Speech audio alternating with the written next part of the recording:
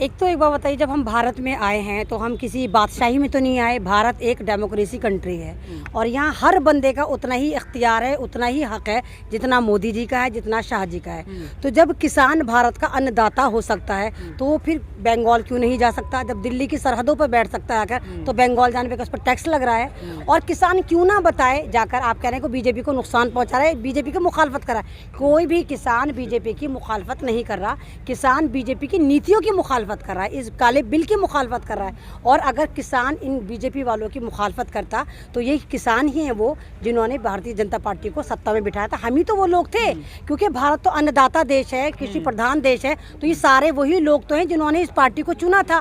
और जब इस पार्टी ने इनको खाना शुरू कर दिया, अब आप देखिए बंगाल की पॉलिटिक्स कितनी अजीब हो गई। पहले भारतीय जनता पार्टी हुआ करती थी, अब भारतीय जंगल पार्टी हो गई। इनके सारे आस्तीन के सांप इधर से उधर जा रहे हैं। इनका मिथुन चक्रवर्ती आके कह रहा मैं किंग कोबरा हूँ, डस लूंगा, मार दूंगा।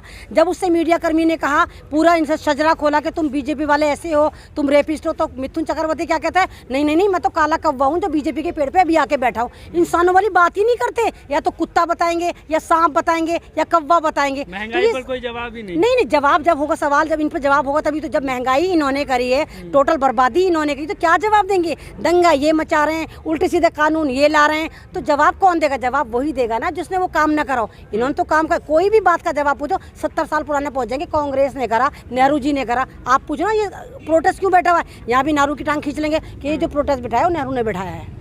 योगी जी कह रहे हैं यूपी मॉडल लागू करेंगे अगर सरकार बनेगी तो भाजपा की। हाँ, तो यूपी में आपने नेहरू मॉडल देखा तो कितना जबरदस्त, कैसा मॉडल लागू कर रहे हैं कि सारी कम्युनिटी प्याऊ लगाती हैं गर्मी में, पानी पीने का एक सिस्टम लगाती, कोई भी कम्युनिटी हो, मुसलमान हो, सरदार हो, कुछ हो। और कल आप देखिए एक छोटा सा बच्चा मंदिर में पानी पीने जाता है, उसको यूपी में कैसा दौड़ा दौड़ा के मार रहे हैं, कितनी बुरी तरह मार रहे हैं। यानी आपने तो इतना बुरा वाला फल दिखा दिया, आपने इतना हिंदू मुस्लिम कर दिया कि अब आप प्यासे को नहीं छोड़ रहे, आप बच्चों को नहीं छोड़ रहे। जो बच्चा आपको नजर आ रहा है, सिर्फ आपको उर्दू नेम मिल जाए कि बच्चा मुसलमान का है, किसी का भी आप उसे मारने लग जाते हो, चाहे दलित का बच्चा है। तो आपने नफरतें इतनी बांट दी इस मोदी सरकार ने कि पूरे भारत को बर्बाद करने की तैयारी कर दी। अभी आप देखिए स्वीडन एक मुल्क है, स्वीडन की एक सरकारी NGO ने कहा है कि भारत जो है कभी डेमोक्रेटिक कंट्री हुआ करता था, लेकिन सन 2014 से भारत में डेमोक्रेसी नाम की चिड़िया फुर्र हो चुकी।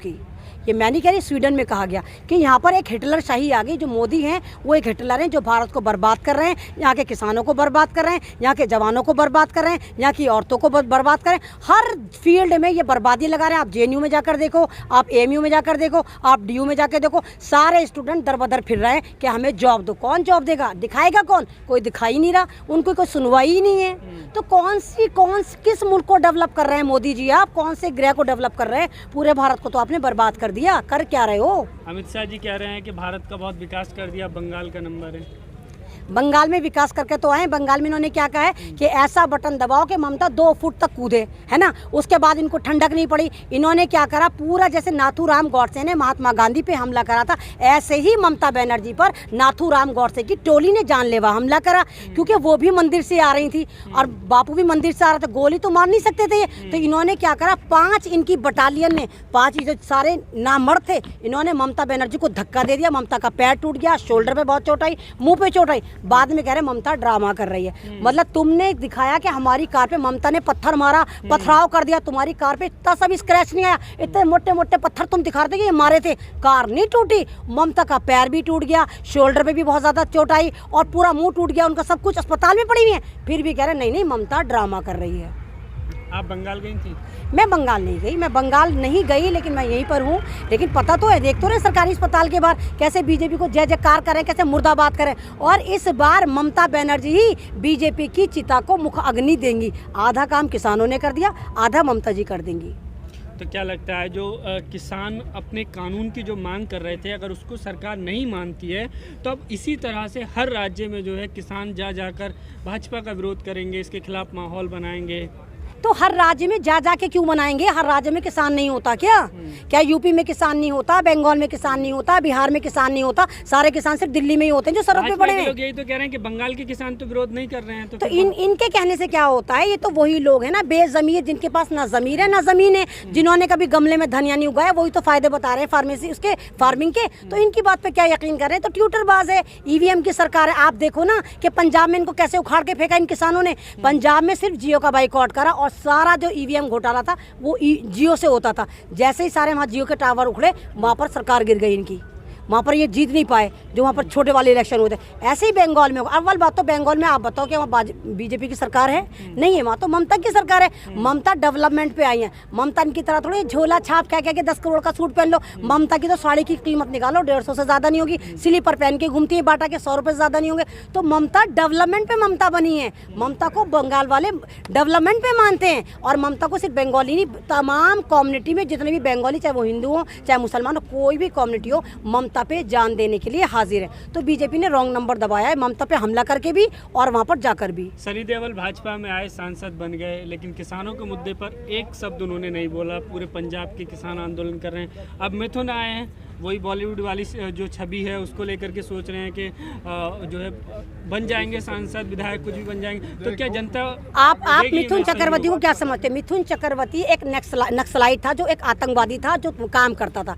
उसके बाद मिथुन चक्रवर्ती का सगा भाई मारा जाता है तो मिथुन चक्रवर्ती की आंखें खुलती हैं कि दुनिया के बेटे मारता था। उसके बाद ये सी क्लास मूवी में आने लग गया। उसके बाद इसको पार्टी का शौक चढ़ा दिया, लेफ्ट में चला गया। फिर ममता बनर्जी ने इसको इज्जत दी। सन 2014 में राज्यसभा से इसको मेंबर ऑफ पार्लियामेंट बनाकर इसे पार्लियामेंट में पहुंचाया।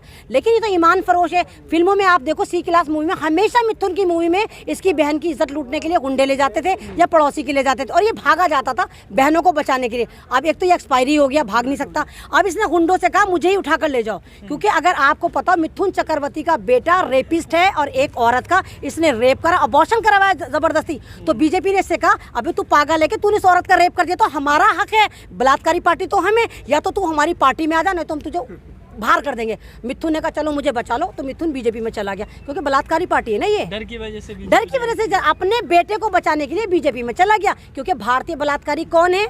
कौन है? तो आपको भी पता है, चिन्मयानंद कौन है, सेंगर कौन है, ये जितने कौन है सारे रेपिस्ट किस किस पार्टी में? मेरी पार्टी में तो नहीं है, मेरी तो पार्टी नहीं है, बल्कि तो ये बीजेपी में ही है सारे के सारे। क्या लगता है बंगाल चुनाव के कैसे नतीजे रहेंगे? अरे कैसे नतीजे क्या रहेंगे? एक तरफा ही नतीजे रहेंगे। वहाँ पे ममता की तो सरकार थी, बीजेपी की सरकार थी, जिसको उखाड़ने जा रहे हैं। ये तो जबरदस्ती फन फुला रहे हैं वहाँ पर जाकर कि हम कोबरा हैं, हम काले कौवे हैं। अबे कोबरा हो तो जंगलों में जाओ, वहाँ पे क्या कर रहे हैं इंसान की आबादी में? क्यों नहीं पकड़ते इनको, जाके जंगल में फेंको। ये तो जानवरों की पार्टी हो गई, इंसानों की बात ही नहीं करते। तो इंसानों के बीच में रहोगे, इंसानों वाली बातें तो करोगे। कोई नाग मार रहा है, कोई काला कौवा बन रहा है, कोई भौंकार कुत्ता बन रहा है, तो तुम हो क्या? तुम इंसानों हो क्या? तुम जानवर हो तो जंगलों में जाओ। जेपी नड्डा कह रहे हैं 200 से ज्यादा सीट जीत रहे हैं। वो तो बिहार में भी जीत रहे थे। बिहार में हारी भी सरकार थी, जीत गई। इनको पता है कि हम ईवीएम की सरकार है और हम बंगाल में भी ईवीएम घोटाला करेंगे और वहाँ बिहार होगा। बिहार वालों ने तुम्हें माफ़ कर दिया होगा।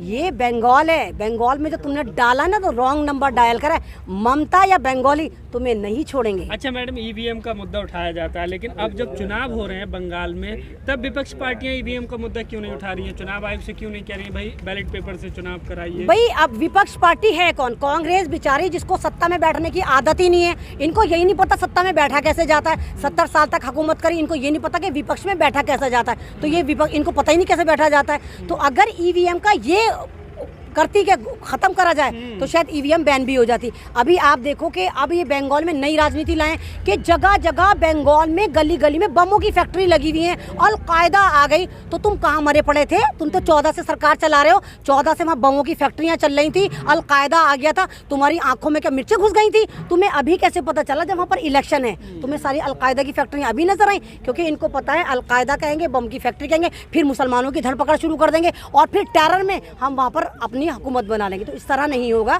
जो ये ड्रामेबाजी कर रहे हैं, इस तरह हो ही नहीं सकता। जनता जाग चुकी है, किसान जाग चुका है, पूरा भारत जाग चुका है। वो तुम्हें नाको चने चबवाएगा और बताएगा तुमने जो डाला है भिरंड के छत्ते में हाथ, उसका अंजाम क्या होता है। चलिए ठीक है, शुक्रिया। लो भाई।